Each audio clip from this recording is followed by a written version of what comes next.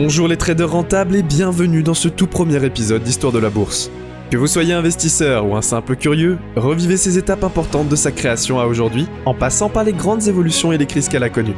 Découvrez toutes ces incroyables innovations et ces anecdotes au travers de vidéos qui vous emmèneront dans un voyage à travers le temps. Étoffez votre culture générale sur un sujet méconnu qui souffre souvent de préjugés. Avant de commencer, nous vous invitons à vous abonner pour être tenu au courant de nos prochaines vidéos. À l'heure où des sommes colossales ne sont presque plus que des lignes de code défilant sur des grands écrans toujours scrutés, les chiffres, placements et autres actions se croisent à des vitesses folles. Être trader, c'est exercer un métier à la pointe de la technologie, car avec l'avènement du courtage en ligne, il est nécessaire d'innover pour investir. On est loin d'imaginer que cette activité est extrêmement ancienne, et pourtant, les fondations du trading ont près de 2000 ans. Nos ancêtres vendaient tout simplement autre chose que des actions, et les entreprises étaient loin d'être cotées. Du forum romain profondément ancré sur le sol de la cité aux hauteurs inatteignables de nos buildings actuels, il y a eu du chemin. Nous vous proposons aujourd'hui de le retracer, remonter le temps, revenir aux origines de la finance pour mieux comprendre celle qui fait bouger notre société. L'Europe, terre des prémices de la bourse. Commençons notre tour d'horizon en Occident, plus précisément en Europe. L'art des échanges et des tractations a en effet vu le jour au cœur du Forum Romanum, caractéristique de la Rome antique. À cette époque, le commerce était très peu réglementé, mais possédait déjà des similitudes avec notre façon de penser l'économie locale. Tel un ancêtre de nos marchés du dimanche matin, le Forum était une place stratégique et emblématique de la cité romaine où agriculteurs et fermiers locaux se regroupaient pour y vendre leurs produits. C'était là le meilleur moyen pour les habitants de se procurer les indispensables denrées alimentaires. Mais qu'en est-il du trading ? Rappelons que cette discipline consiste à acheter un actif financier pour le revendre plus cher. Le lien est simple à révéler, car la démographie de Rome a fini par croître proportionnellement à l'extension de l'Empire. Cela a entraîné des enjeux similaires à ceux que nous pouvons connaître aujourd'hui. Il n'était en effet plus possible pour les citoyens romains de faire leurs achats directement chez le producteur. Ainsi, la vente au détail a laissé place au commerce de gros. Des intermédiaires achetaient les produits aux paysans pour ensuite les revendre en ville, en prélevant évidemment une marge pour faire des bénéfices. C'est ainsi que tout commença. La France, le pays de naissance de la première société par action. Intéressons-nous ensuite aux origines de la bourse en elle-même. Pour cela, il faut quitter la vie romaine et faire un bond dans le temps. Un millénaire plus tard, nous voici en France, sous le règne de Saint-Louis. Nous sommes en 1250 à Toulouse. Et la première société par action voit le jour. Elle s'appelle les Moulins du Bazacle et a été fondée par des meuniers de la ville qui y ont placé leurs économies. L'objectif était pour eux de partager l'exploitation de plusieurs moulins construits dans la zone. En investissant, ils reçurent des actes notariés attestant de leur placement. Tout comme nos actions actuelles, ces documents étaient anonymes et s'échangeaient facilement. Plus remarquable encore, tout comme aujourd'hui, le prix de ces actions variait en fonction du contexte économique. Les rendements pouvaient atteindre 10 à 25% à l'année. De quoi étourdir n'importe quel investisseur du XXIe siècle. Comme on peut aisément l'imaginer, dans un régime seigneurial, les meuniers ne restèrent pas longtemps propriétaires de leur société. Celle-ci fut prise par la bourgeoisie toulousaine qui y a justement vu une occasion de s'enrichir. Amsterdam, ville de naissance de la première place boursière au monde. Le premier siège d'une bourse s'est érigé 400 ans plus tard en Hollande.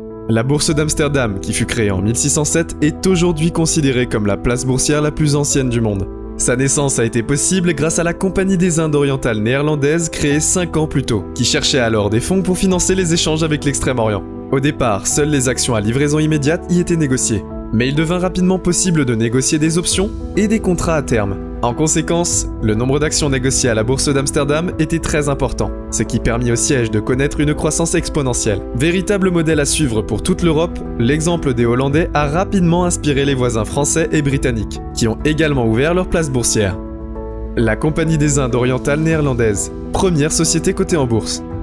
Il n'est donc pas étonnant de découvrir que c'est la Compagnie des Indes orientales néerlandaise qui devint la toute première société cotée en bourse de l'histoire.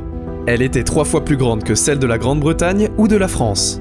Ces 3 États multipliaient au XVIIe siècle, dans un élan impérialiste, les voyages vers l'Est. Dans cette course effrénée aux richesses lointaines, un problème de taille émergea alors. L'incertitude. Ouvrir de nouvelles voies commerciales comporte en effet de grands risques. Nombreux ont été les navires ambitieux et intrépides à emprunter la route des Indes orientales lorsqu'elle fut découverte. Mais trop peu de voyages ont réussi, annihilés par les mauvais temps, mauvaise navigation, les mutineries ou les attaques. Un navire avait 33% de chances d'être saisi par des pirates. Dans cette quête enivrante aux havres de richesse et aux opportunités commerciales, des navires ont été perdus, des fortunes gaspillées. À cette époque, les investisseurs naviguaient donc tout autant à vue que les capitaines de vaisseaux. Rapidement, ceux-ci ont compris que mettre tous leurs œufs dans le même panier n'était pas une façon intelligente de procéder pour commercer. De ce fait, au lieu d'investir dans un seul voyage et risquer de perdre la totalité de l'argent investi, ils pouvaient acheter des actions de plusieurs sociétés. Même si un navire était perdu sur 3 ou 4 entreprises investies, l'investisseur réalisait tout de même un profit. Évidemment, le commerce vers les Indes était de plus en plus prospère. C'est ainsi que la compagnie néerlandaise est devenue la première société cotée en bourse au monde en publiant ses actions à la bourse d'Amsterdam en 1602. Philadelphie, la première bourse des États-Unis. Quittons à présent le vieux continent pour nous envoler loin, dépasser l'Atlantique et atterrir au pays devenu symbole de la finance, les États-Unis. Difficile de dissocier le mot trading d'un lieu comme Wall Street.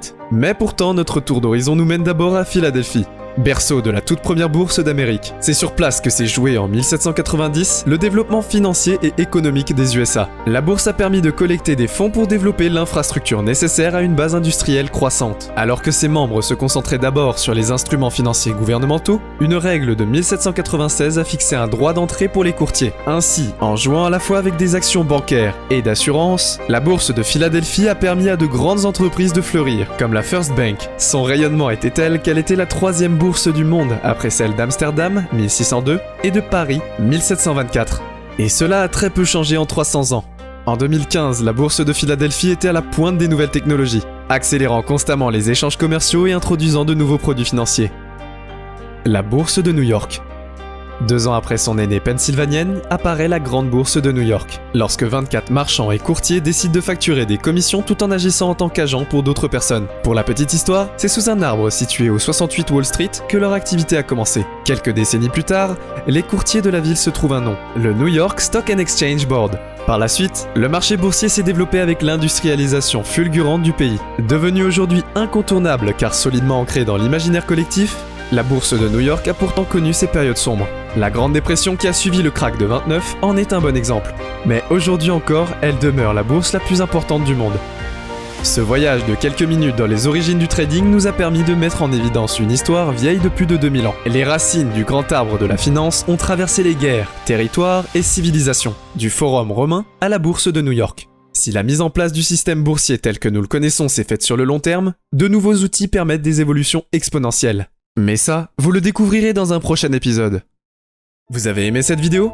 N'hésitez pas à nous dire ce que vous en avez pensé en commentaire. Vous souhaitez en savoir plus sur l'investissement sur les marchés financiers ? Nous vous avons préparé une formation gratuite qui est disponible dans la description. À bientôt pour une prochaine vidéo d'Histoire de la Bourse.